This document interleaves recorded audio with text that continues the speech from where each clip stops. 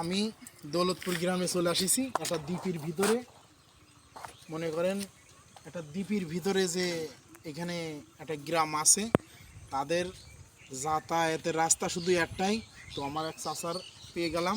তো চাচা, আপনি ভালো আছেন? আল্লাহ রেখে ভালো। তো আপনার এই যে দ্বীপের ভিতরে একটা গ্রাম, রাস্তায় তো একটাই একই পথ, একটাই পথ। একটাই পথ। তো আপনার এই গ্রামের ভিতরে মানে কয়শো ভোট আছে? 300 ভোট। 300 ভোট। 300 পড়বেন না তো 300ই ধরো। 300 ভোট, 300 করবেন না, তাই তো? বাইরে থাকে। বাইরেও থাকে এখানে। তো আপনারা যে এই যে বাংলাদেশের শেষ সীমান্তরে যে থাকেন, তা আপনাদের যে ভয় ভূতর কিছুই করে না?